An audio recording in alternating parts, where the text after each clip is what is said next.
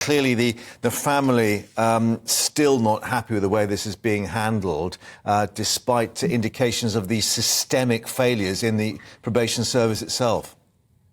Well, it's absolutely infuriating as a campaigner to be here still 9 years after what happened to me and still be saying the same thing about the fact that we need a serial register for serial offenders. He was a serial offender. He had 28 convictions of 69 offences.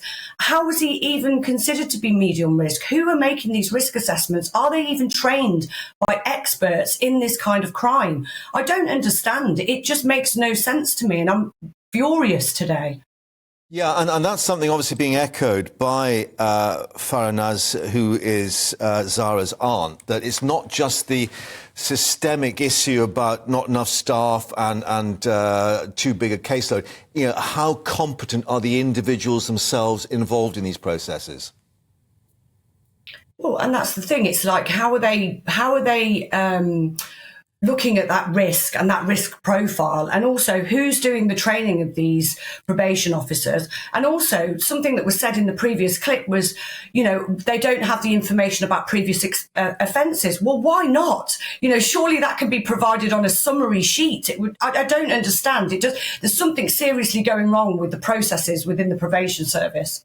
Yeah, I mean, one of the things that certainly Farah Naz has identified is that the number of probation appointments that don't take place face-to-face. But clearly that's very difficult if you've got a suspect who is used to sort of playing the authorities, if you like, and therefore, you know, appointments are missed, meetings are missed, and the process just goes on. And this is exactly why we need a register of these serial offenders of this kind of crime, because actually what that will do will pick up the pattern and the escalation. If somebody is continuing to flout the law over and over again, why do they keep getting chances? I mean, he shouldn't have even been out. Yeah, and looking at what Damien Hines, the Prisons and Probations Minister, has said, I mean, clearly, you know, talking about 2,500 extra probation officers, £150 million extra per year. Do you think that's enough to sort of reconfigure this system?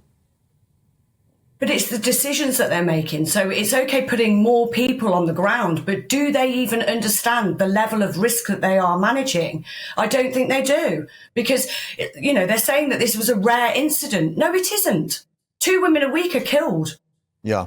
Yeah. Would it therefore perhaps be of some use to the probation service if previous victims are actually brought into the process to explain what's happened previously and how these things can actually occur?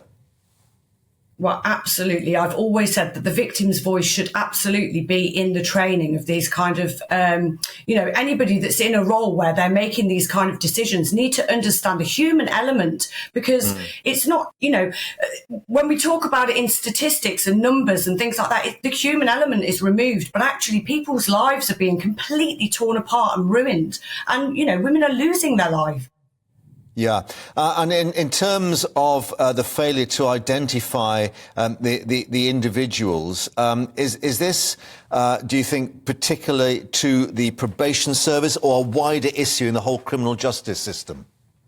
It's a wider issue, because absolutely that's why I've been campaigning for a serial stalker and domestic abusers register, because these kind of crimes are often they're put down as criminal damage, or, you know, these kind of stalking behaviours not linked up just look unremarkable as isolated incidents. However, you're missing the pattern if you're not putting them on a register and seeing this chronological pattern emerging and the escalation of that pattern of offences. We really, you know, I just feel so frustrated that I'm still here saying this again. Yeah. You know, there is a petition online it's one of the most signed petitions actually on change.org, the Serial Stalkers and Domestic Abusers Register. I do not understand why the government are not doing this.